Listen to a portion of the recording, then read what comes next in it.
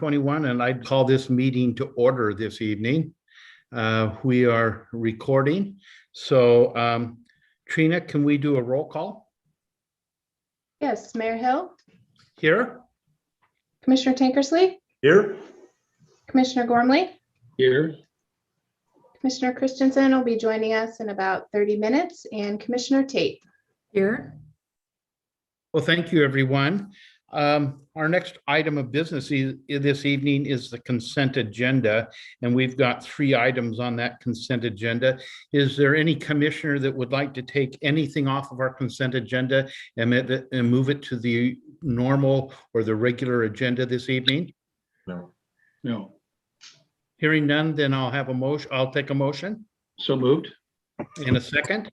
Second. It has been moved by Ed and seconded by Kathy. All those in favor, please indicate by saying aye. Aye. Aye. Any opposed? The consent agenda this evening passes unanimously. Next on our agenda this evening is our accounts payable and purchasing reports. And if there's no questions about that, No questions or comments. Okay. We'll then move down to our consultant and partner report. And Brent, I see that you're on the line. Go ahead. Thank you, Mr. Mayor. Good evening. Pretty quiet right now at the watershed, forestry wise. Looking to start both sales next month. Boise Cascade wasn't sure. They bought that 103 road that's a 2-year sale, but they are going to log it this year. Starting next month. The 750 road, Western Forest Products, will start that next month as well. And so things will be picking up and getting busy here over the summer. Currently, we're working on evaluating road maintenance and silviculture projects for this season. So that's all I've got for tonight. Pretty brief report. Any questions?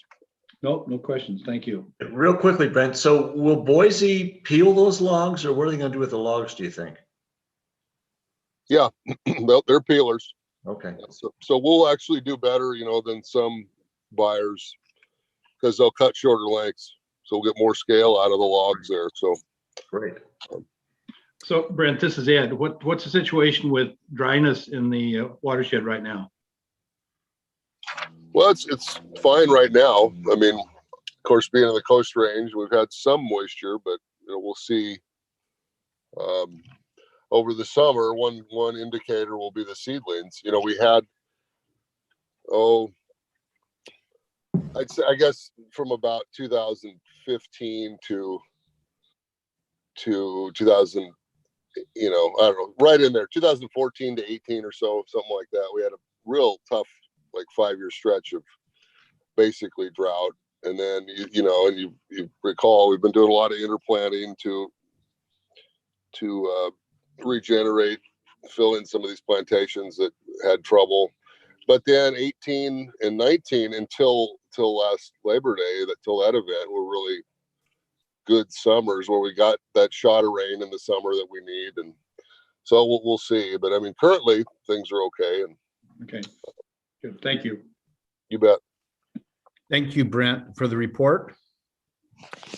I think we've got 2 new employees that we'd like to introduce at this point. So I'll take the first item under new business, and then we'll come back to appearance request.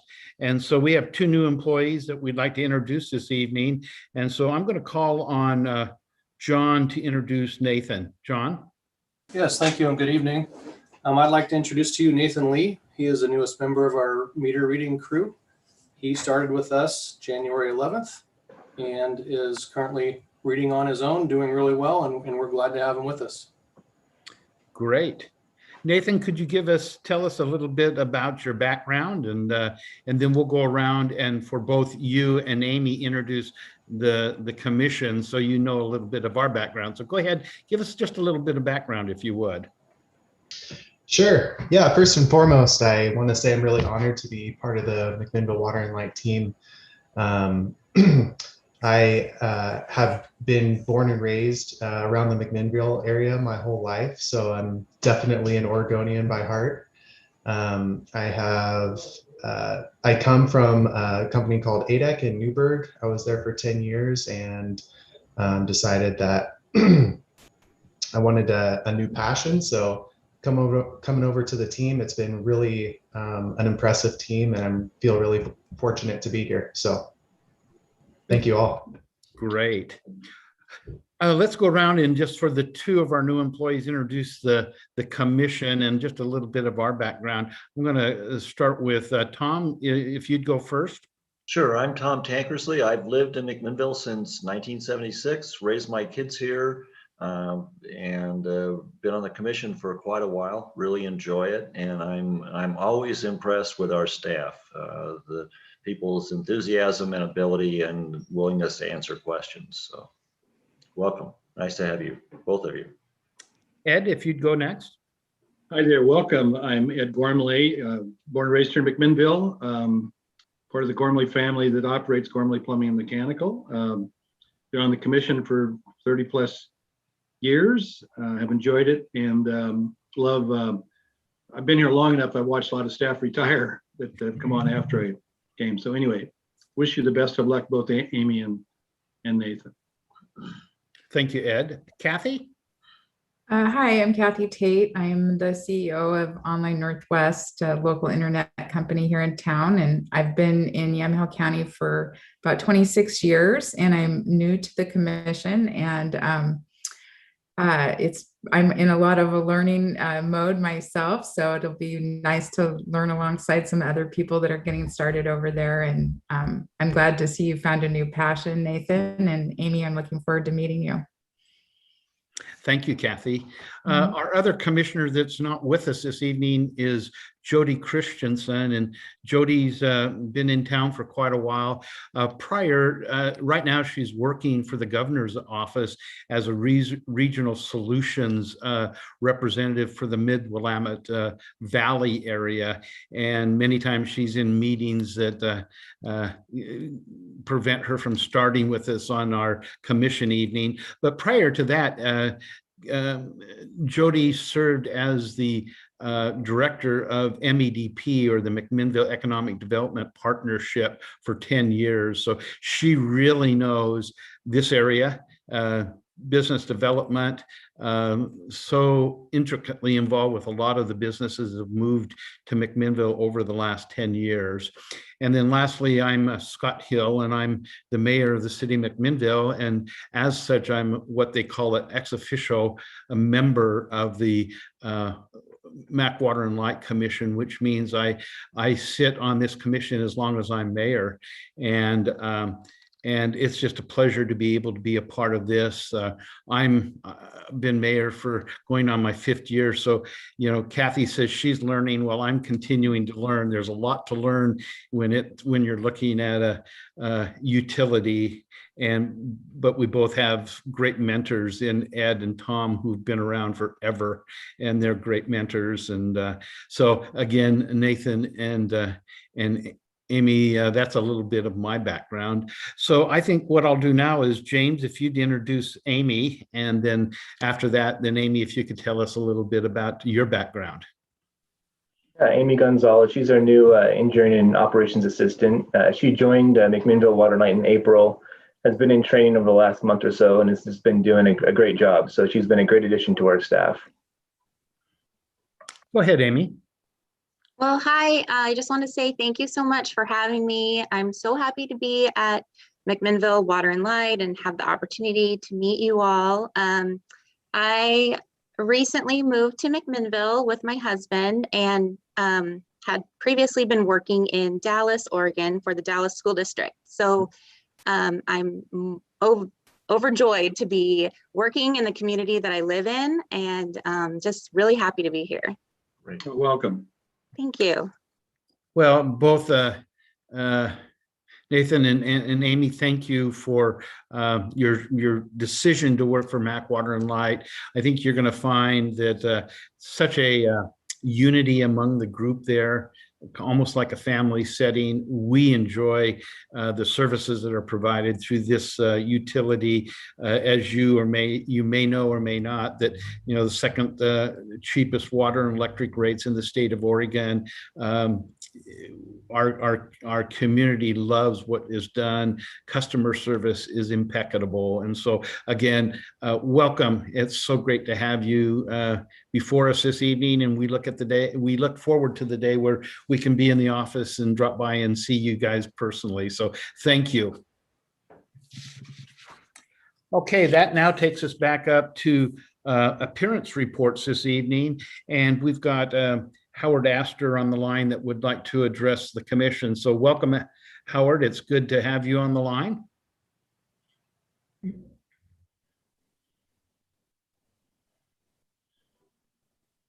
I think Howard is muted. Yeah, Howard, you're muted.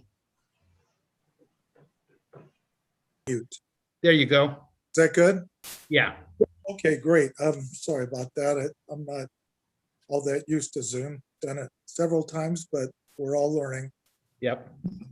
So I notice commissioners are several people that I know, but if it's okay, I would like to reintroduce myself and the organization that I'm part of to some of you.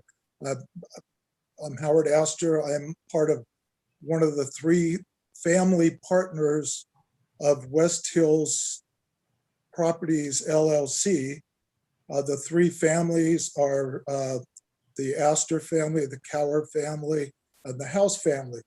And as you all probably know, I'm actually the newcomer, and I've only been here since 1972. Came up here to go to Linfield, and the other partners were here long before me. So I think that leads to the fact that all of us have long been community members. We care about McMinnville. We care about Yamhill County, and that's where kind of our problem leads to. We build subdivisions. We own approximately 110 acres, all in the city of McMinnville. All of our land has been pre-approved as a master plan by McMinnville City Council and McMinnville Planning Commission. And so our job, as we see it, is to try to build one subdivision a year and to provide lots for pretty much local builders and almost entirely local subcontractors. People that you guys know, companies that you're all familiar with, like Nice Electric, Buck Street Foundation Company, Finishing Touch Concrete, Rick Gilmet, Framing, Jesse Allen Plumbing, Sheetrock, local roofers, local plumbing companies, possibly including the Gormley Company. But we basically, all of our lots, 100% of our lots are sold to local builders or builders that use local subcontractors. That's very important. We build, as I said, try to build one subdivision a year. We've come up with a problem. As all of you know, our property I think about 2/3 of our property now, or a half, is above the 275-foot elevation at which McMinnville Water and Light can provide water services. And this is not a new problem. This has been a problem that has been well known by members of your commission and city council for many years. Several years ago, I was at a meeting, was told that the way to get this problem resolved is to move towards that 275 elevation property. And we, because of precedent, and what I'm referring to is in the past, we have built no less than 18 lots above the 275 elevation area where Water and Light just said, go ahead, build the lot, sell the lot, and use a booster pump for water. And because of that, because of our previous discussion,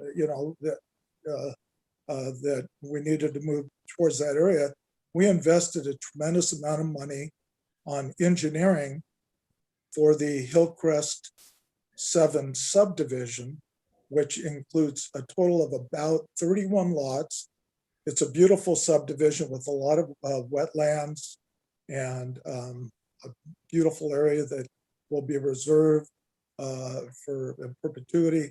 But out of those 31 lots, approximately 11 of those lots are above the 275 elevation.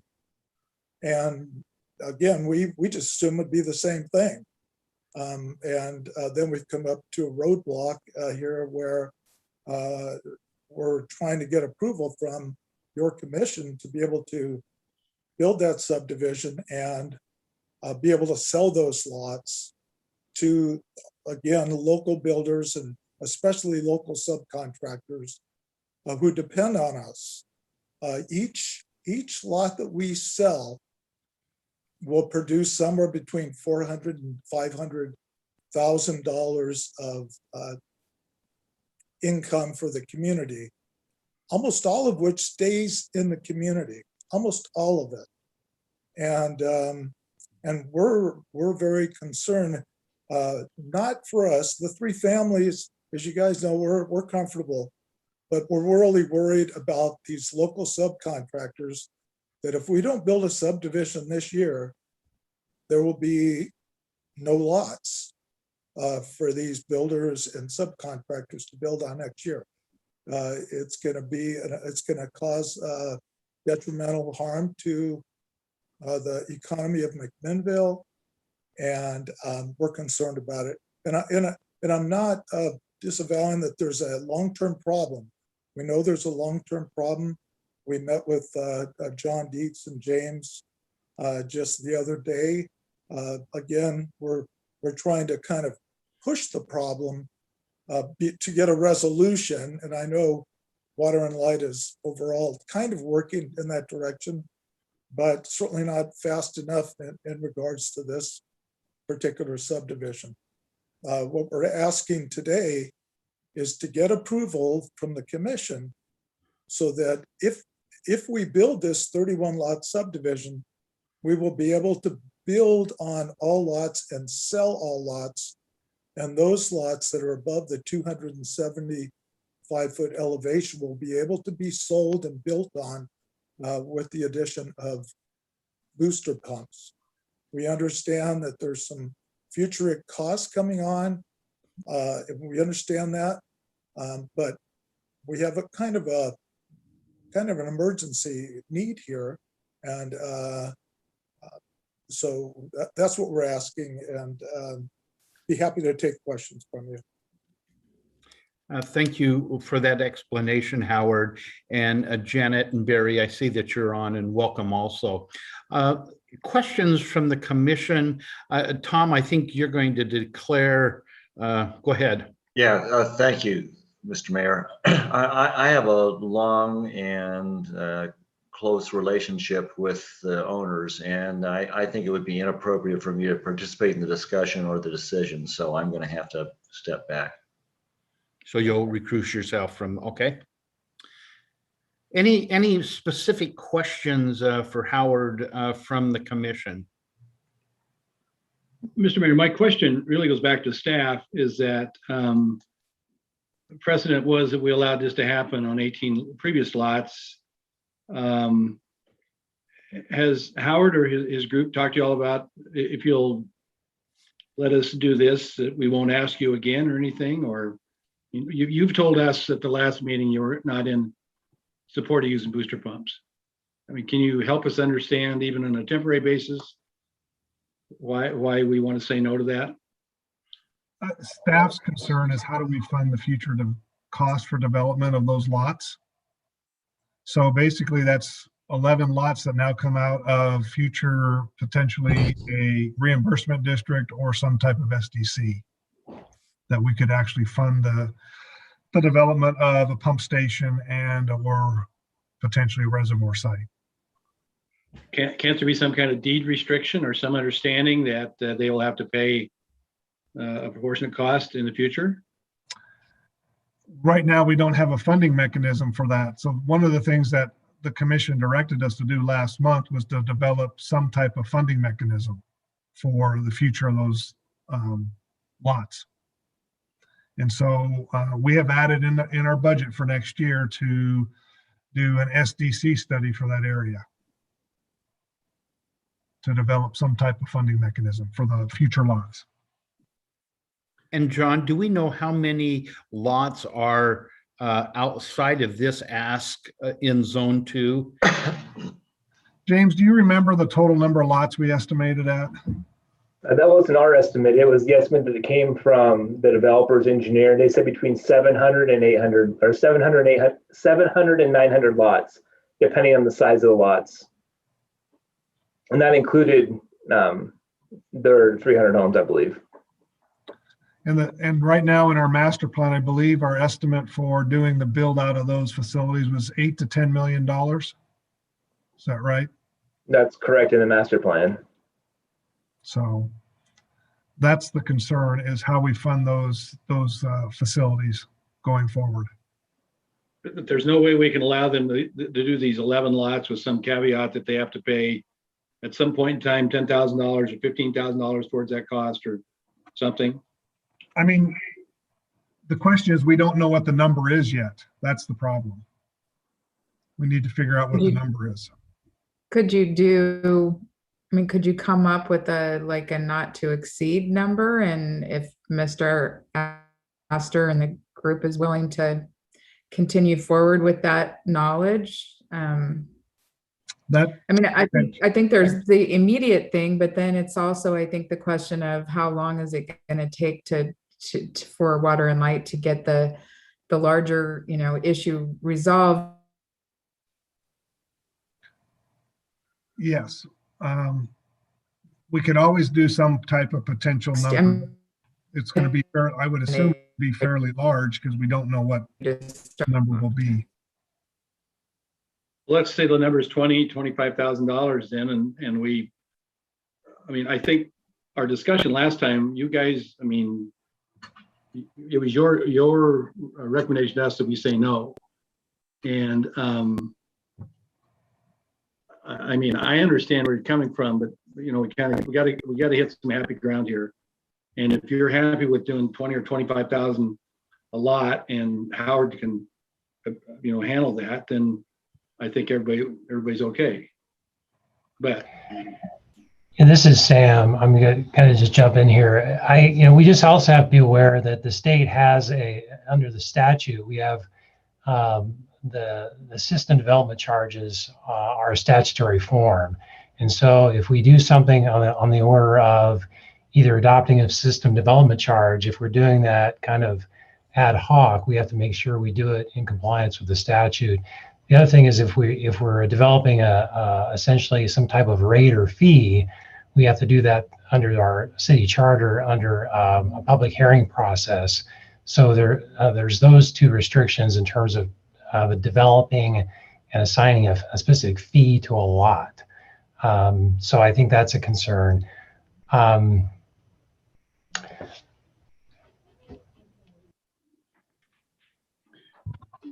There's kind of a catch-22 situation here. We really can't justify building the infrastructure at 10 or 15 million unless those, whatever the number, 600 to 900 lots are ultimately platted and developed. And what if the earth stopped turning with this project here and everything went kind of slowed down for 4 or 5 years? I don't think Water and Light can justify stranding $15 million up on the hill on the come, so to speak. So to that end, then there should be some kind of leeway we can figure out how to let these guys have these 11 lots with booster pumps, I would think. And maybe I think that maybe James has initiated some type of process to get some engineering done for some type of intermediate step. But I just let him speak to that. Hopefully I'm not speaking out of turn. Go ahead, James. No, we've opened up dialogue and discussed with the developers as well as an engineer that we've used in the past to work with us on coming up with some solutions. And that was our discussion earlier this week. We had that conversation and how to fund that piece of information and that and analysis of the zone 2. So that would be a temporary or maybe like a phase 1 of a larger picture. What we don't want to lose sight of is the big picture of where we're going. That's been highlighted in the master water plan. So, but yeah, we're working on that, and I think we can get that to him. I think when we talk to him, John can confirm it was. We'll get him some information within the next month or so in regards to engineering on that. But I think Howard is planning to develop lots for next year's construction season, correct, Howard? Which, yes, that means, let's make it clear, for next year's construction season, we have to build the subdivision this year. That's why we've invested all this money in engineering for this particular subdivision, that we would build it. Hopefully, of course, again, the development construction season is the dry season, which means we have to get it started in the next month or two, in the next couple of months. And those lots will be completed hopefully December, January, and then those builders that we talked about would be able to start construction early next year. So I think go ahead, Ed.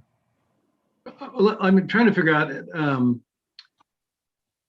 if we didn't have sewer or water for development, the city's not going to approve it, right? And was there somewhere along the way that we said everything's fine? And I mean, this should have been stopped at the planning. If we're stopping it, did we say yes previously though to the planning commission? Then why? I wonder why this was approved.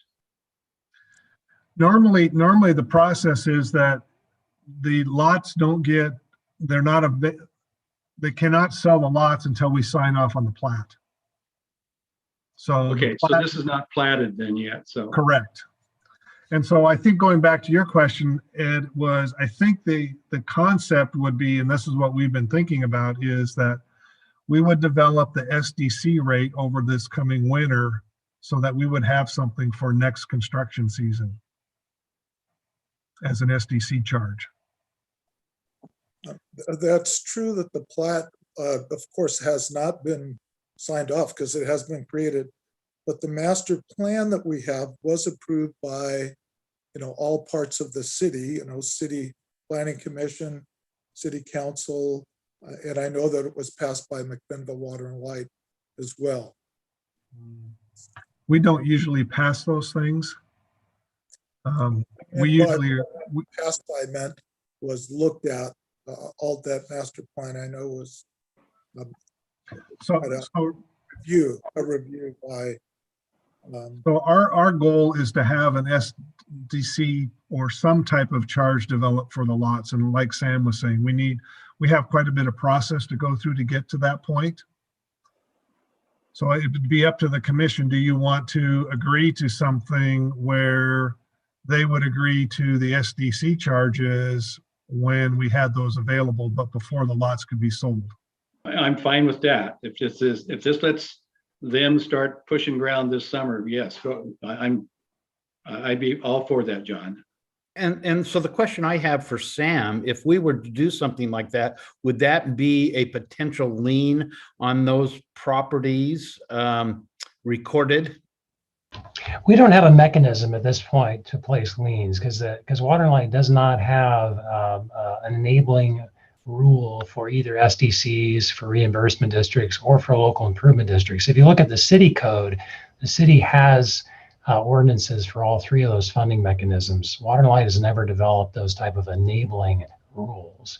And so we would first need we would first need to have those enabling rules in order to provide that pathway, either one of those pathways.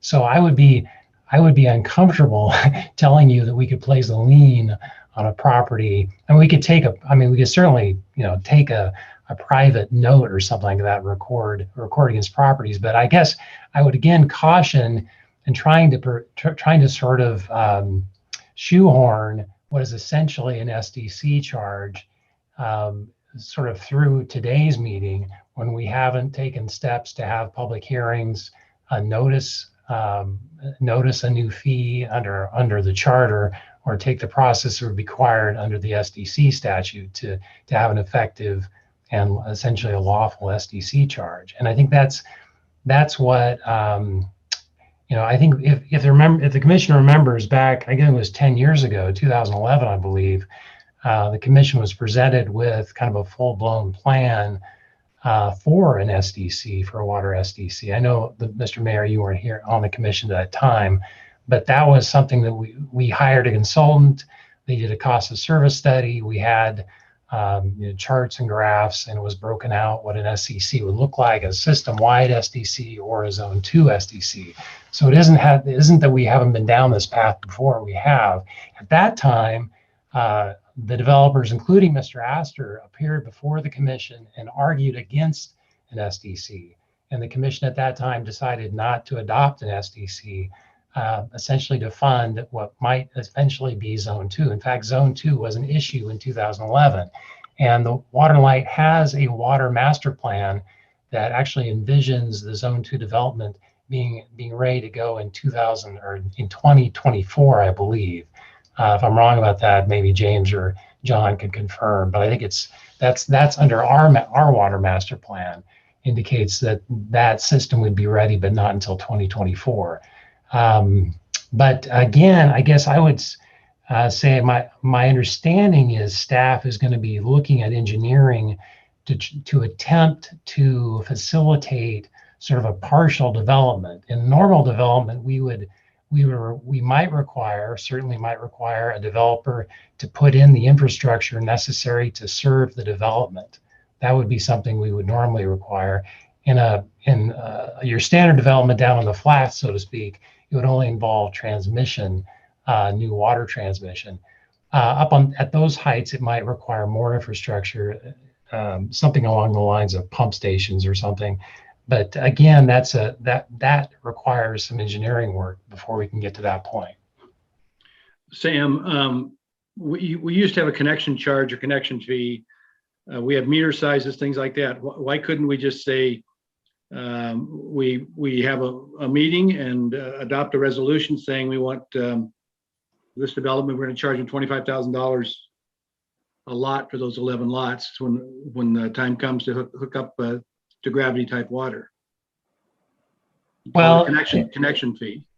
Yeah, adopting a fee, theoretically we could adopt a fee if we noticed a public hearing and for a rate hearing, we could do that. Certainly.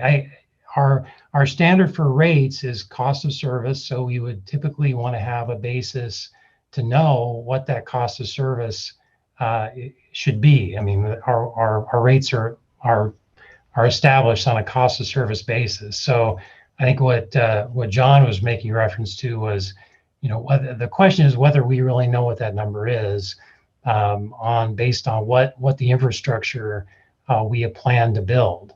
But yes, we could adopt a rate after advertising for a hearing and having a public hearing. So let me ask this then, James, there has to be some development in the greater Portland area around the state. I'm thinking of Bull Mountain and the Tigard area and that we could make contact with and ask them if they've had the same situation and what did it cost them on an incremental basis per lot at their non-gravity elevations, or is that even feasible? There are other places, and Portland is one of them that has this same situation here. We can reach out to them. We can gather information in regards to that, Commissioner Gormley. I just wanted to add also, we talked about this. This isn't something new with the developer. We met 2 years ago to discuss this exact project in regards to limitations and what the goal was to this. So we went a period of time with no communication at all. So when this came up with these homes being developed in zone 2, it was a surprise to us, just as it was to you in regards to getting these pushed through. And at no point was there talks about putting pumps in homes to accommodate that. In fact, it was quite the opposite. We were talking about engineering to try to make it work. So this discussion was held about 2 years ago when I first started here over at the city. And there was some staff there from the city in regards to this. We discussed options for this. So we explained to them we needed open communication, and we didn't receive any communication from that point on, as any building in zone 2. So that's one of the issues I have in regards to it. But in regards to putting pumps in homes, yeah, we have pumps in homes in McMinnville currently. So physically we can do it. It's just, as Mr. Justice mentioned, the fees, and how do you account for that? So what I would say is we have the number from 2011. I think it was a little over $10,000 per lot, but that was in 2011 numbers. So that would be the start of our basis for what that would look like. And so at that time, we hired FCS to do the study on the SDCs. And that was what we were going to look at again, is doing another study and updating those numbers. And how long would that take, John, to do an updated study? I don't know exactly. Sam, did we have dates on that presentation? Do you remember? It was probably 6 months. You're asking from 2011 what the time period was? Yeah. How long did we take to do this? Did you have the dates on that? You know, I don't have it right in front of me. I think it would probably, the time period over which that discussion took, I think it actually started in 2010, and then we finished in 2011. I think the final commission meeting addressed it in April of 2011, as I remember. But yeah, I 6 months maybe. I'm not sure. But I would also ask Howard, are they willing to pay the SDCs for those lots if they're going to be in that range? That's a good question. I think you're talking about, John, somewhere between 10,000 to 16,000 per lot in that area. That would be an estimate. That would be right now. I don't know exact number, but I would say it would be closer to 15,000 by now with the escalation in costs. I think that we would be open to that. I mean, I think that, I have to talk to the partners, but I think that we would be open to that. That would pretty much mean that we would have to reduce the price of those particular lots significantly. But I think that we would be open to that. So that was why we were going to do the SDC study, is to determine if that number was realistic for proceeding with development of those lots. So John, really going back to what Sam had said, if we come up with a number and refer to it as a fee, and let's say it's 20,000, then we could hold a public hearing, adopt that, and as long as they're willing to pay that, then they could proceed with construction, correct? Exactly. We could probably get that done in 30 to 45 days, 60 days. If you're talking about doing the public hearing, I'd say the answer is yes, but I don't know about the total dollar for the fee. Well, what you guys could do is go back to look at the numbers. We could see the basis and apply. I mean, we've done this with a bunch of stuff previously. Apply the inflation factors we're dealing with currently, and see where they're at. I mean, we could do it that way, and then what we would do is I think we would still move forward with an SDC study. No, I'm not. I'm thinking we should do both. Okay. So back to James' comment about the lack of communication and all that. I mean, I understand that, and I understand your frustration, but we're sitting here tonight with kind of a really quirky situation that took place maybe 5 years ago when that Stafford property got bought up, and the housing industry in McMinnville went dead because those lots went to out-of-town builders, et cetera, and so I have nothing but empathy and support what Howard and his group are trying to do to help our local builders in that. I mean, these are all small family businesses that that live on this, that, they don't communicate they don't commute to other places to work. So anything we could do to kick this in the tail, I would be all in support of. Oh, why don't we Only do one voice? Why don't we do this then? Howard can have the conversation with his partners. Are they willing to pay the SDC charge? We can't guarantee the number yet, and we'll look at the numbers to see what we estimate that number would be. And can we have a fee that would be up to a certain point that we feel really comfortable would cover the cost? Or do we have to have a specific fee? Could we have a fee, Ed's been throwing out 20,000, but it may not be there, up to 20,000, and make that a part of the negotiations so that it would be a true number when we would kick that fee into place? Well, what I think Howard's looking for is he wants certainty on that we're going to allow them to have water on those 11 lots. And so what we want to look at is we want to make sure that we have the fee as realistic as possible. Right. Well, what we could do is set the fee and provide any adjustment downward if the SDCs. So let's say it's 20, but it comes back at 16. Yeah. And they've got a credit of 4,000 a lot. Right. We could do something like that. Okay, well, I think we should be looking at doing that. And if If they don't want to spend the money, then we at least made the effort to make it happen. Just one thing, I think it's 11 lots. I know that James and John, I think, have seen the plan, and it may be one or two more above that, it may be one less, but it's real close to that 11 number. That's fine. Yeah, I think the way we're setting it up, it would cover whatever it is, yeah. Yeah. And it would just be for this subdivision or future subdivisions, so I guess we can renew it, but. No, we want to have SDCs by futures. Well, I would envision this would be for any lot in zone 2. Okay. Okay, I mean, it'd be a good way to do it and takes a little pressure off us on the SDCs then.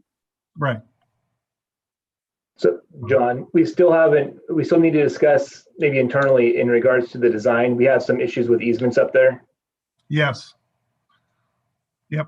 That would be the other part of the long-term plan, is how we make sure that the future lots are set up so that we can use our easements.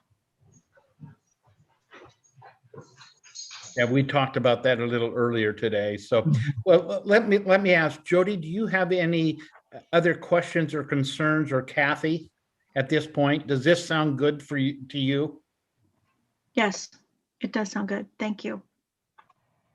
Yes, I'm happy to see some ability for them to move forward. I think this is a good compromise for that. Great. And I'm just appreciative that the whole story came out and we kind of have some back knowledge of what's brought us up to this, and Ed, for your ability to kind of think past it so that we can come up with a solution. The big decision now comes with Howard and the group, if that's something that they feel comfortable with.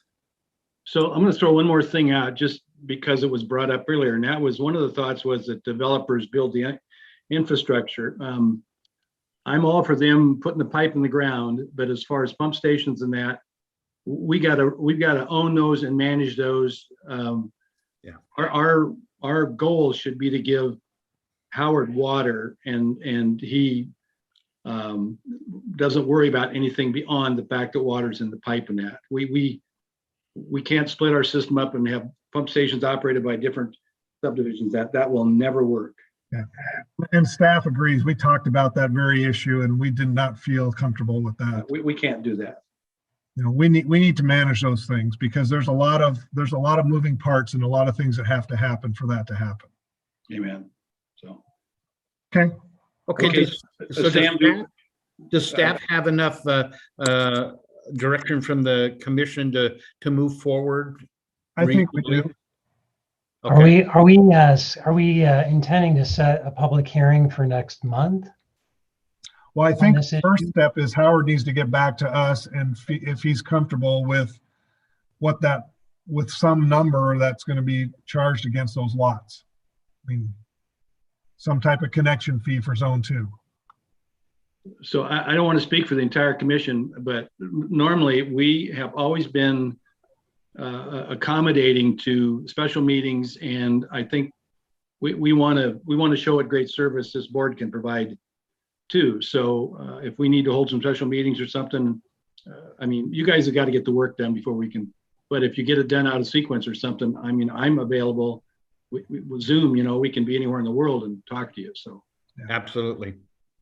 I think the key is we need to come up with the number, and Howard needs to get with his group and make sure they're comfortable with some type of SDC charge for those lots in zone 2. Yeah.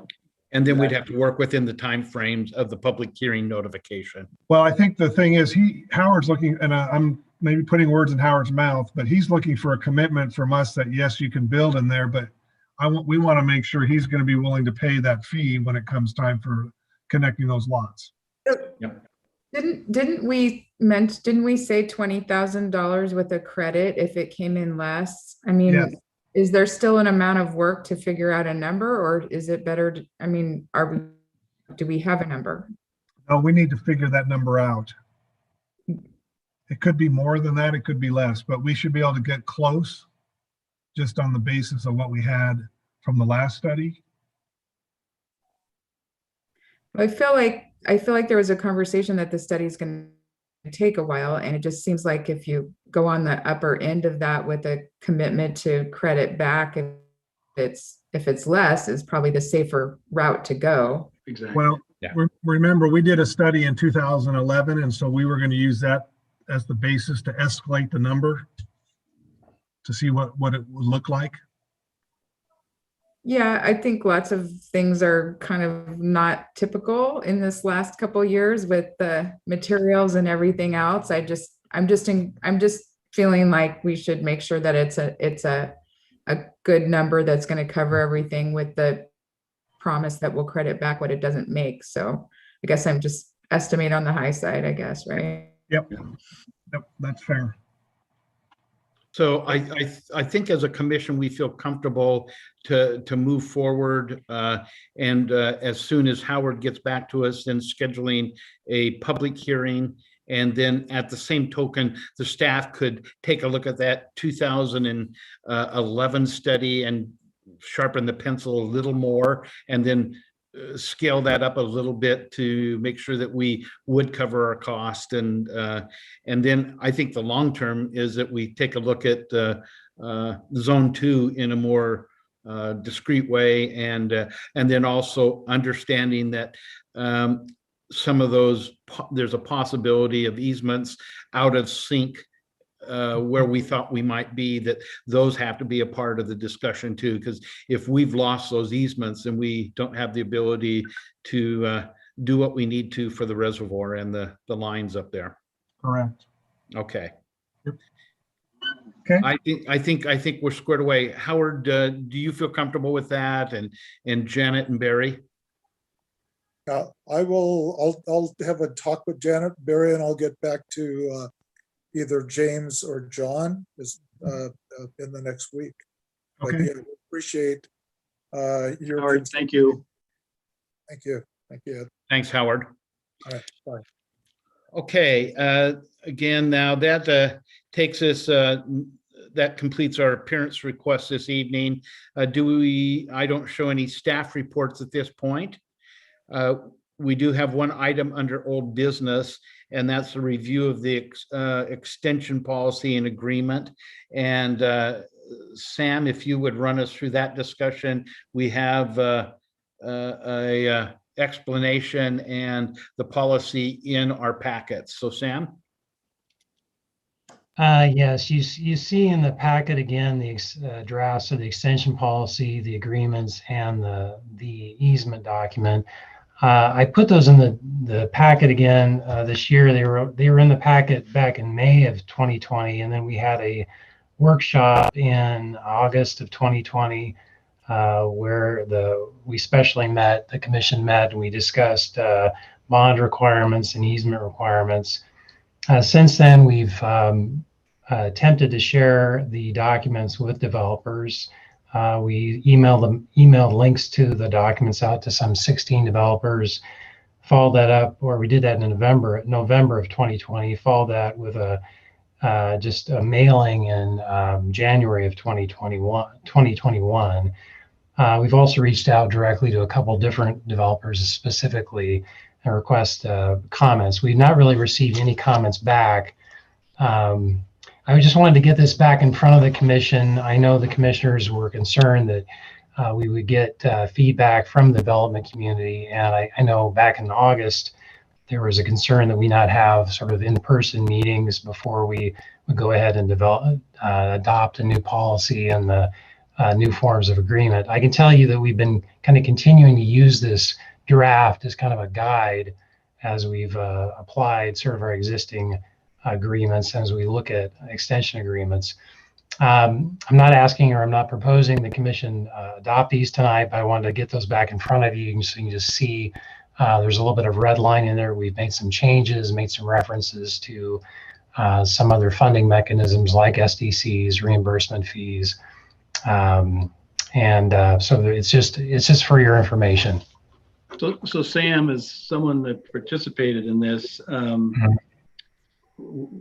our concern, and Tom's was too at the time, we were part of the public hearings with the builders. We had some issues. So if we've made the effort and they've not responded, then, I mean, I'm ready to go to press. We made the effort, we kept it open, and I think we should proceed to get our draft become a final copy. Any other comments? Sam, if you, I know you probably aren't prepared to do this now, but if you could just sort of give us a broad overview of how we're improving the process we have now, please. Well, I think what we're doing is we're really, and when I started this process most recently, back in February of 2018, my goal was not to reinvent the wheel, but really is to document what we're doing kind of on a daily basis and get that into a policy. The history of this kind of goes all the way back to the early 90s when Water and Light was doing a lot of construction itself, and over time sort of moved away from doing construction and moved towards extension agreements. What the commission developed back in the early 90s was a much larger extension agreement that really kind of operated both as an agreement and a policy. And then during the 90s and kind of into the early 2000s, developed some problems with that process and got some negative feedback from developers that ended up resulting in sort of the big meeting in 2007, as it's been described to me, when I think what you all met with, or some of you met with developers. I think there was maybe a big meeting in the warehouse when it was, yes. Yeah. And at that time, really what happened was there was sort of administrative decisions. I think the general manager at the time, Mr. Elias, kind of took it on himself to make some changes, really just to move to the short form agreement, separate the water and electric agreements, so there wouldn't be simply one extension agreement. There'd be a water agreement and electric agreement that would track separately and allow sort of the flexibility for staff to work on those separately. And at that time, sort of we've kind of fell away from using, any kind of bonding mechanism. I think this document, or the policy that you have in front of you, it reinstitutes a warranty bond, 10% warranty bond. I think that is appropriate. It does not include a mandatory performance bond. I think in our discussions and kind of our look at that, that's not a requirement for these type of agreements. And also, puts some sort of meat on the bones or easement requirements. So I think it really, what it does is it memorializes mostly what we're doing now on a daily basis and doesn't really make significant changes to how staff operates. I think the one major change we'd see is we would start to require warranty bonds at that warranty stage. But if the commission wants to go forward with it, I would certainly, I actually do have a form of resolution. It's not in the packet. But I'm not trying to press you all to do that tonight. Would staff be more comfortable waiting one more month to do this? Can you function just as well without this? Sure. now? Yeah, we can. I mean, we've been functioning for the last 2 years. I mean, I think it's like I said, we've been using the draft form as sort of as a guide, but we could certainly bring it back to you in a month in a form to adopt. If the commission wants us to do that, and if you're satisfied with the process to this point. Tom, do you have, I mean, I think we had worked our way through all the issues, hadn't we? And I think so. Yeah, Yeah. I'm comfortable with that idea, and gives you guys one more chance to look at it, and as you finalize it, make sure there's not something else that you would like to bring to us. All right, we'll just plan on bringing it back to you next month then. okay, sounds Okay, great. and I'll just check with the other commissioners. Do you feel comfortable with this discussion? It's new to you. I don't think you've been in on many of those discussions, but do you feel comfortable moving forward under the recommendation of staff? I do. Okay, and Jody? Yes, yes. So, Mr. Mayor, just to use a phrase that Sam used, the document memorializes what they're doing, and that really is what it's all about. And I really think over the last couple of years, we've had a lot. It's been a peaceful climate to get water extensions and to get water hookups and things like that. I mean, we as a company, Water and Light's done a really good job in learning by our mistakes, and so I think it's great. Great, I okay. think when you create that, you create transparency, which is really good. Yeah. And John and James done a great job of especially the water side, leading this thing forward. So. Great. Okay, so Sam, if you'd bring that back to our next commission meeting. Okay, thank you. Thank you. Okay, that takes care of old business. We'll now move back into new business. And John, our COVID-19 update, and then the extension of emergency declaration, our ongoing topic for the last year. 15 months of it. So yeah, just to give a brief update, staff, there's been no new COVID cases among staff over the last month. We did have a vaccination clinic last month, and I think a number of staff took advantage of that. Other staff took advantage at other times. So I think that's been good. Construction continues to be extremely busy. Contractors completed the 12-inch water main on Highway 99. There's just a punch list items. Our crew installed a 10-inch valve as part of that work too, to help in isolating for future water shutdowns. Crew is actually getting ready to work on a project to replace 550 feet of 6-inch AC pipe on 18th between McDaniel and McDonald.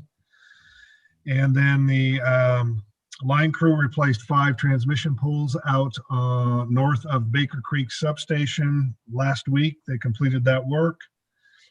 And they are continuing work on the Baker Creek substation expansion. The footings have been installed, fences installed, ground grid and conduits are just about complete. And so our crews will start erecting steel probably sometime in July on that project. Front office, credit card, we had a little bit of dip in credit card payments over the last month, but we anticipate that, or we estimate that was due to March being a long month, 5 weeks in March. And revenue continues to be strong through credit cards. We actually had a dip in the CHC last month, which is actually a good thing. See, we only dispersed $1,700 last month in CHC. And then we continue to hold fairly well on our arrearages. Compared to other utilities, we're $16,000 in light and only $1,900 in water. And I know other utilities, especially utilities that had Mandated moratoriums from the states have not been faring well. There are billions of dollars in unpaid bills out there for those states, and I think staff has done a great job managing that issue. John and his group have really been working with customers on that as well to help keep those payments coming and to keep the numbers down. And then finally, I would recommend that the commission approves the extension of the emergency declaration through June 16th. I know the governor has issued some guidance. OHA has issued some new guidance on masks, and so we anticipate staff will not be returning to the commission for an emergency declaration for July. We'll be looking at how we start unwinding what we've been doing. So we'll be coming back to the commission with our plan at the June meeting for those items. John, if you were to guesstimate, what's your vaccine rate by the employees? I would say it's somewhere between 30 and 40%. Okay, interesting. It's a number I'm seeing within my trade group too. Yeah, exactly. So it's less than what the county's done, but I think one of the things that's good with us is we have not had a large number of cases in staff. And the cases we actually had were among the office staff, not among the crews. So. Any other questions of John? So is this a motion or is it a resolution we do this with? Sam has a resolution. Okay. And Trina, do you have a number for me? Number 17. Okay, this is I'll read this by title only. It's in your packet. Resolution number 2021-17, a resolution by the City of McMinnville and Municipal Corporation of the State of Oregon, acting by and through its Water and Light Commission, declaring and extending a state of emergency with regard to operation of the water and light plants of the City of McMinnville. Do I have a motion? So moved. And a second? Second. And Trina, could you poll the commission? Yes, Mayor Hill, Yes? Commissioner Tankersley, Yes. Commissioner Gormley, Yes. Commissioner Christensen, Yes. Commissioner Tate. Yes. Resolution 2021-17 passes unanimously. Thank you. Next, we have the presentation of the budget for fiscal year 21-22. Mark? Didn't we just do this? Groundhog's Day. Yeah, good evening, commissioners and Mr. Mayor.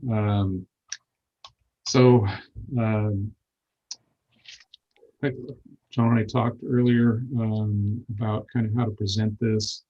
And I think what I'll do is we just describe what we've done, what's a little different in our budget document, and then go through kind of the budget summary information, and then stop at that point, and we'll see if how you would like to proceed. There's a lot of material here. You've only had it a few days, so we'll just kind of open it up after that. But I thought maybe to start with, certainly would state it's a draft budget. It is all there. Last year, due to the pandemic, we really had a challenge getting everything put together for the first meeting here in May. But this time, we've got all the schedules, all the visions are in there, the departmental budgets are there. We just as far as our process goes, this is the second year of our change to a departmental reporting format. And adding that, because we're still reporting as we have in the past, which is by division, by financial statement category. But we also, as of 2 years ago, last year, we added the departmental reporting. And so I thought I would, our process kind of modified this year a little bit, and I thought I'd describe that. The first thing that we do, and this begins in January, is we go through and finance, we will essentially build budget worksheets. In order to do that, we have to, this year is the last year I think we'll have to have done this. In order to get our prior history into the departmental format, we have to actually recode that data because it didn't get entered into the general ledger that way. I'm talking specifically about fiscal year 1920, which is the last year of our budget, the actual data. So that's a pretty good project. Finance does that in January.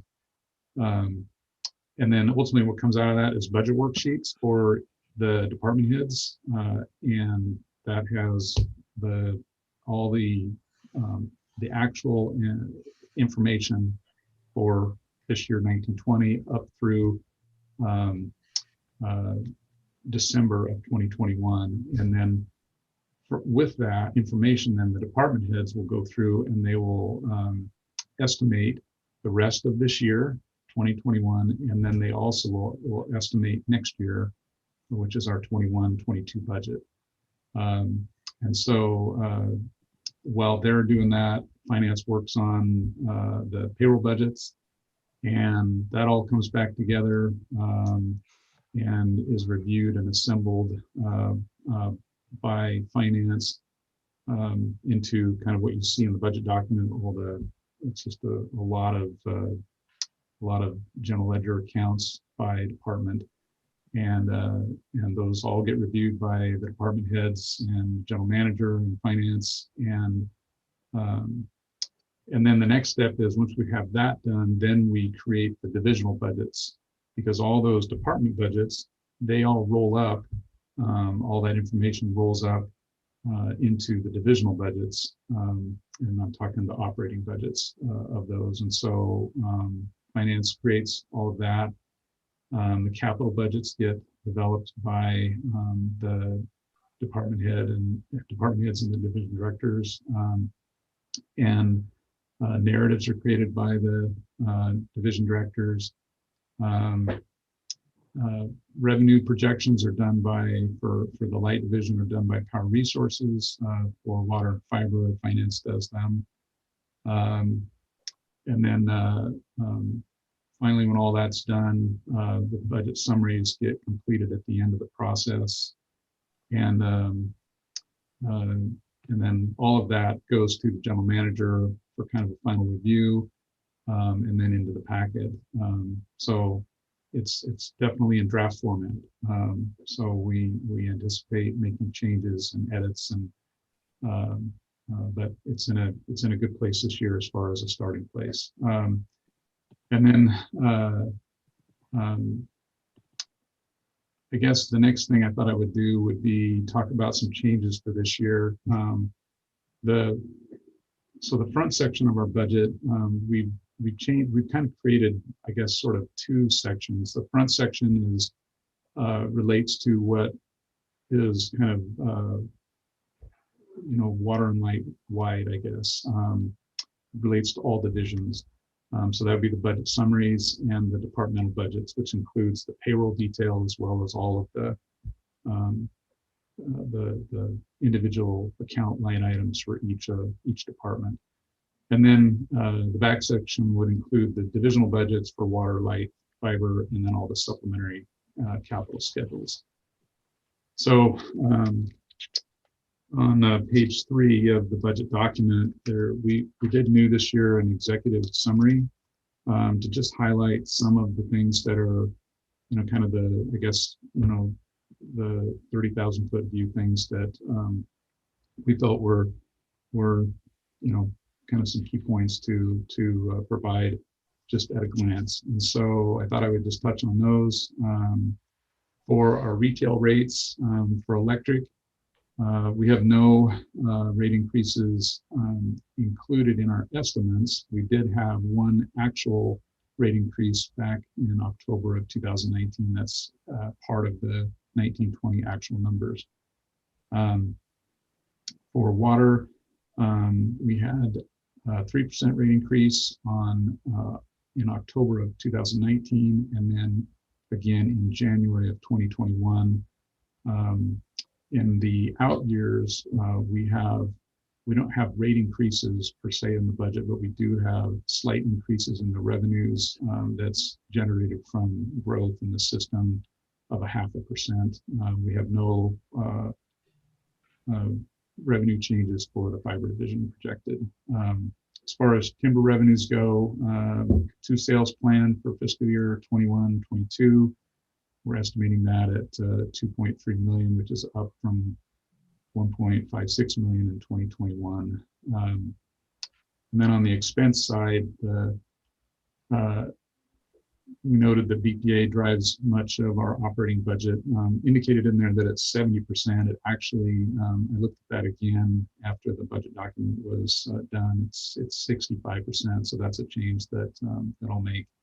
But we'll need to update the final budget with. But nonetheless, significant. And for this year, for our budget year 21-22, we're anticipating. Well, we have budgeted or programmed what BPA has been in the forecast, which is a $700,000 roughly rate increase or dollar increase for purchase power and transmission. Although that is all being reviewed, and there's indicators that may be reduced by 500,000, and we should know some more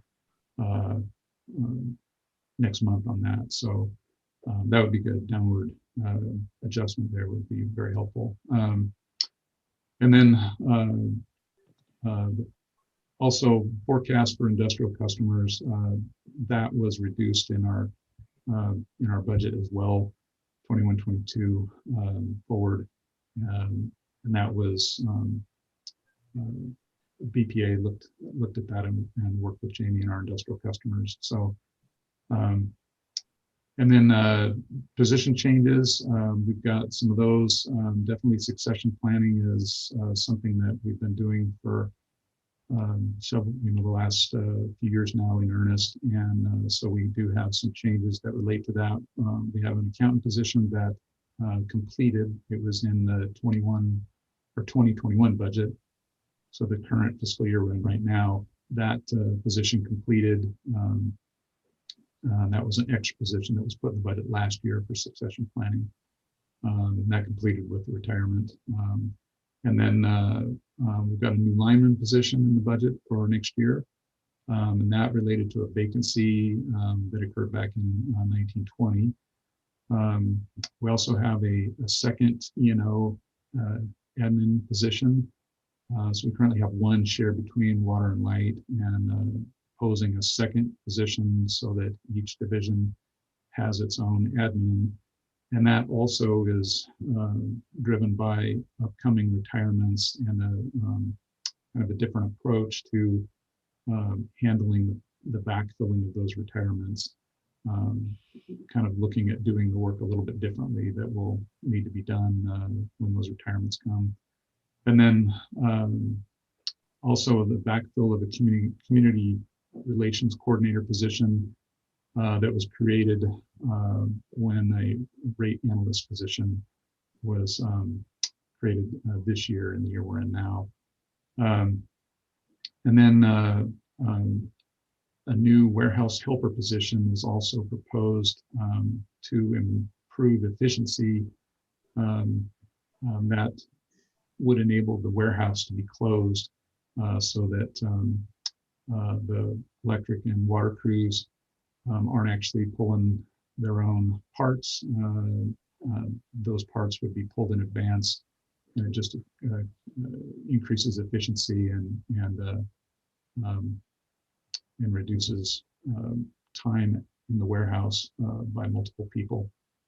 And then pay and benefits, kind of interesting story here. No medical insurance increases this year, and actually a slight reduction in life insurance costs. That's pretty unusual.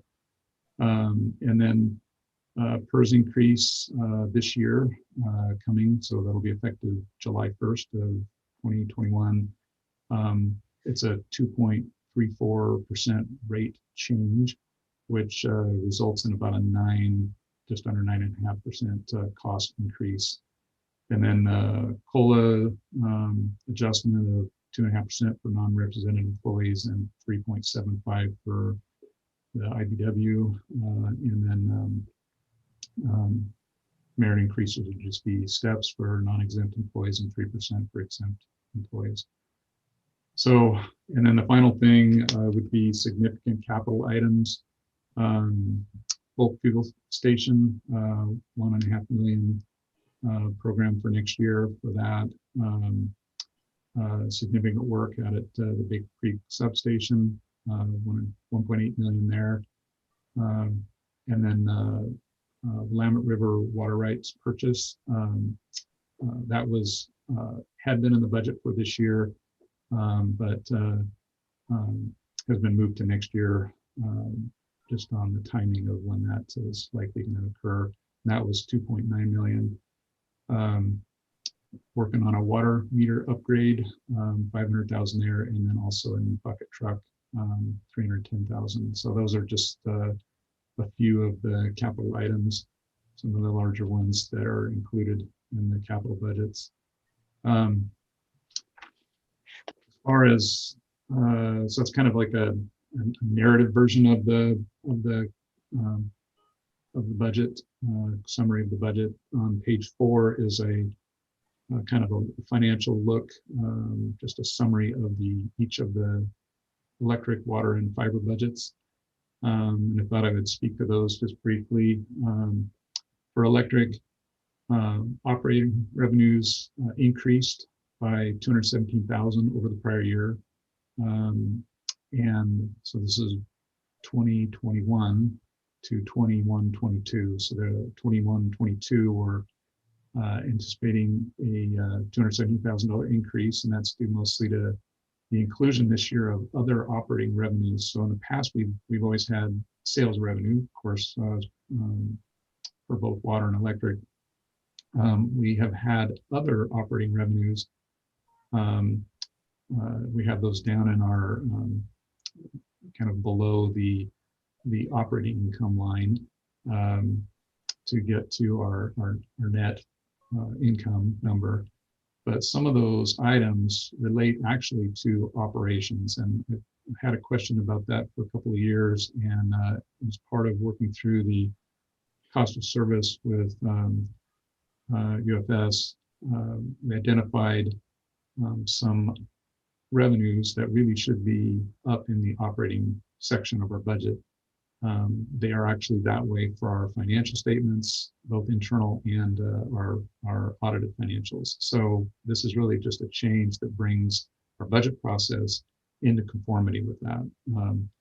So that would be customer processing charges, penalty charges, and joint use revenues. Those all have now been added to our operating revenues. So that, Mark? Yeah. Can I ask a question? Where does our timber sales fall into our net income? Is that under operating revenues? It's not. It's part of our non-operating revenues. Okay. So it actually isn't part of our rate making in terms of operating costs, operating revenues. It would be. It really adds to our capital, what we need for capital expansion. Correct. So just looking at operating revenues and operating expenses in water, we're 244 more expenses than revenues, but then our non-operating income makes up that difference and gives us our enhanced ending cash balance. Yeah, right. And you'll see in light, $448,000 loss for light for operating income loss. It's we have a loss there as well.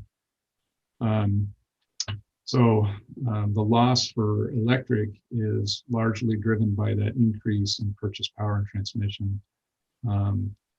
So that was roughly a $700,000 increase. So if that comes down with what may occur in the next month, or so. We'll get some indication, I think, on that. If that comes down, that will take a lot of pressure off of that number. On the water, our revenues, we're estimating those to drop over the current year, which is kind of unusual, but we had a lot of consumption this year, and we think that that probably occurred for two reasons. One, we had a warm summer, hot summer. That's forecast again, but the state's forecasting that for the farmers. But there probably also was a pandemic effect, or people being at home, and so anyway, we think that there was probably some impact or some increase in consumption, which drove higher revenues this year, 2021, the year we're in right now. We're anticipating a little over $500,000 more in revenue this year than in the prior year, 1920. So anyway, so we're expecting a decrease in revenues, year to year. And that also is part of the result of that $244,000 operating loss. So, and then the fiber division is a little bit different looking this year. We last year, fiscal year 2021 was the year that we went to a different cost of service model based on pole contacts. And so basically what that means is the fiber division pays for the contacts that our fiber is connected to the electric poles. So the fiber division pays the light division just like the same rate, just like our other telecoms pay for pole contacts. And with that change, then depreciation for the overall electric system gets removed. The only depreciation that remains is what is actually being depreciated in the fiber system itself, fiber lines and all of that. So there's a significant reduction there. And then also it changed our overheads for labor as well. So the end result is about a little over $100,000 in savings, because all those costs, all those savings were really just calculated allocations. They weren't actually cash being paid out of the fiber division. And so we just really looked at kind of dug in and tried to look at what the actual costs were to the division, and particularly when we changed to this pole contact model. We last year worked through that with UFS while they were doing our water study, so cost of service study. So anyway, that's the change there on our fiber. So I guess with that, I would open it up and see how you would like to proceed through the budget. If you kind of want to go over specific things, or I could just move through the sections, however you want to do it. Any direction from the commission to Mark on how to proceed? No, I appreciate the nice, simple, thorough presentation he did. I mean, it was very easy to follow, and so it was good. Thanks. So Mark, I just have a quick question that came up because of your explanation. In the fiber, there was always a question whether you really had these losses every year, and our partners, the city and the school district didn't really, they didn't like our numbers, and our numbers had something to do with the amount we set for the charges. So now, because of the corrections, we're still showing a pretty good sized loss, right? Actually, for net income, we're showing income this year of operating income of $4,300. Oh, okay, great. And so then when I look at the cash balance, the negative cash balance has to do with losses that we used before under the old accounting system? Yeah, right. Okay. Yeah, so that's prior year losses. Okay, and so that really, if that really wasn't a loss, how does it affect our financials that it shows there? I mean, we didn't put the money out, right? Right. So what happens with our annual financial audit? The fiber division gets it's not broken out of the light division like it is for our internal accounting, and so from our an audited standpoint, there is no loss in the fiber division. It just is part of the light division. Okay. So a way to handle this would be we could just do a transfer between the two divisions to eliminate that loss, or we could leave it there and just allow it to slowly decrease over the years.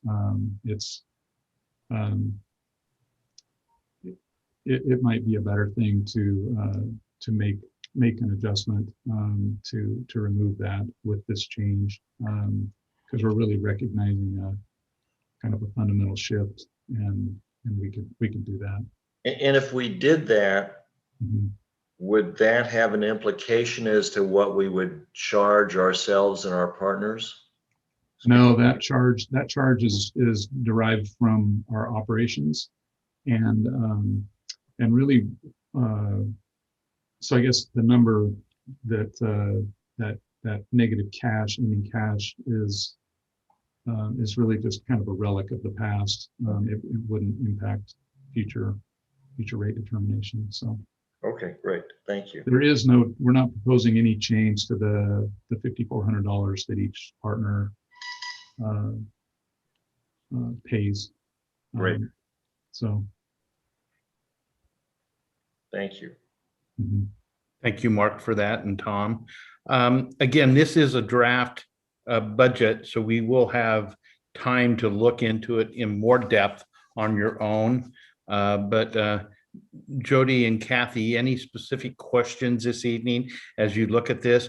We've made significant changes to make this much more readable in a format that the non utility or municipality utility would be, and so it reads quite a bit like the city's budget, and Mark has done a really good job of enhancing that and putting it into terms that we can follow that aren't in the industry. So again, I salute that presentation in the budget and the narrative piece, that as you read, you get a real sense of what's happening under water, light, and fiber. So, but Kathy or Jody, any specific questions this evening?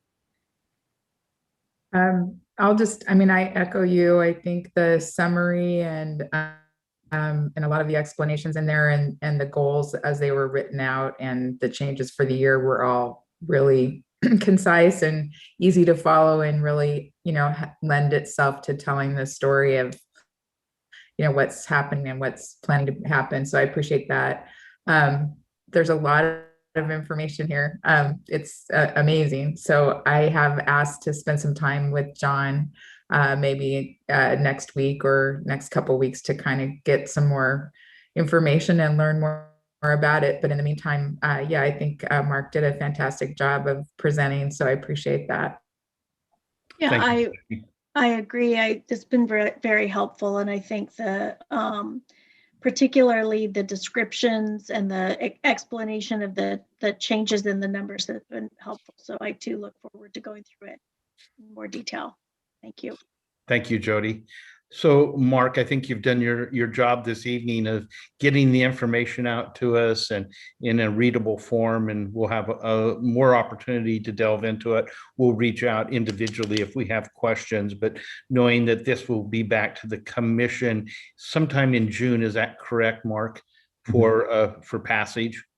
Yeah. Okay. Yeah, proposed budget will come at the next commission meeting. Okay. Thank you so very much. Yeah, it was a real team effort. A lot of people involved this year. So, Absolutely. thanks. Okay, that takes us to our next presentation this evening, and the update on the fuel station project. And so Chad, will call on you. Yes, good evening. Just kind of want to update the commission on the progress of the fuel station project. Staff solicited proposals through a formal process and received 2 proposals on May 6th. Water and Light assembled a 4-person evaluation committee, and we scored them. Anderson Environmental Contracting was the highest ranked proposer. After rankings, we issued a notice of intent to negotiate to both firms, informing them of the scoring. We have recently proceeded contract negotiations with Anderson. Haven't got too deep into it yet, but our intent is, if we are successful in these negotiations, to come back to the commission next month with a form of contract. And I'm sorry, we meant to include it in this packet. I failed to do so, but I believe we got the contract to the commissioners after the fact to kind of review as we go through it's a new contract. That's why we wanted the commissioners have a chance to look at it as we go through the negotiation process. So we did contract with West Yost. They're an engineering consulting firm. We contracted them early in the solicitation phase to really help us with the solicitation documents and kind of keep us between the lines, so to speak, as we move through the solicitation phase, since this progressive design build is something new to us as staff. So they've been a great, valuable resource, and they can continue to be as we kind of move through this process. I guess kind of going forward, if we come back to the commission next month and it is approved, just kind of want to jump forward because there is an off-ramp. So progressive design build enables us to kind of get together early as a group and kind of design the project. And so we come to commission with phase 2 of construction, and there's an off-ramp there where the commission has the ability to continue with the progressive design build or go out for a traditional bid or just stop, period. So there is an off-ramp there. As you kind of go down to the very bottom there, it kind of shows you, of the memo, kind of shows you a little bit of what we're looking at as far as timelines go. Maybe a little aggressive, kind of talking with the engineering firms, that July 1st, 2022 is probably really doable, but I guess materials and lead times and stuff like that we're kind of pushing up against that a little bit. So just kind of want to update the commission on where we're at, and we'll field any questions if you had any. So let's open it up for any questions that we would have for Chad. Chad, this is Ed. Having worked many years with Interface and OTAC, you really have some good team people there. Interface has done a lot of work around McMinnville the last 25 years and 30 years. So it's a great firm. Yeah, the proposal, yes. So far we've been, yeah, the interactions we've had with Interface has been very good. Yeah.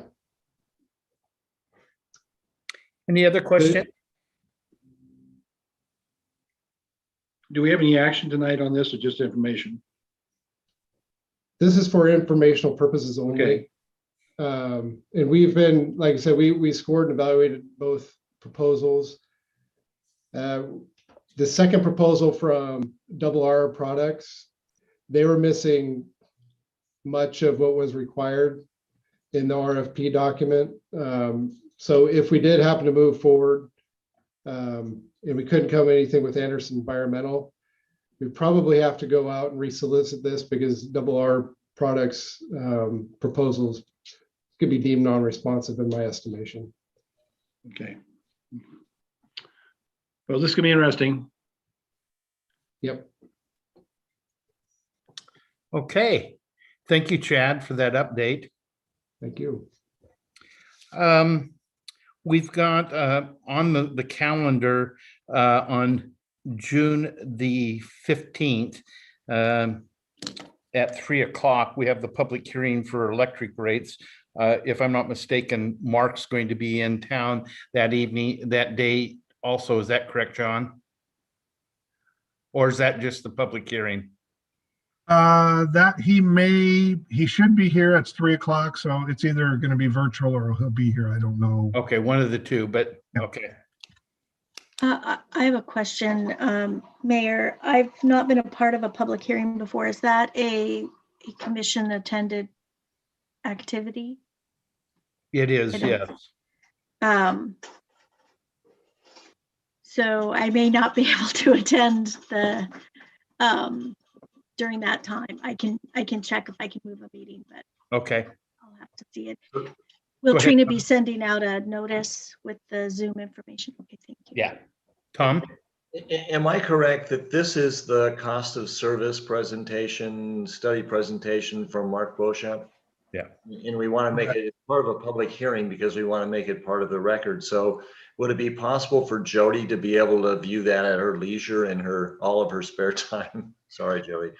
It's okay. Is there a recording that? We could Yeah, I record- mean, if it's recorded, that's great. I can, if I can't make the meeting, I'll do it. Because Jody, it'll be very informational. Mark does such a good job, but Trina, we're able to record that and have that available, correct? Yes, it'll be both recorded just verbally and on YouTube as well. Great. So she can watch it with the charts and everything. Great. Okay, thank you. Okay. One other piece that I would just share with the commission, if I'm not mistaken, that we are looking at Mac Water and Light making a presentation to the city council on June the 8th at 7 o'clock.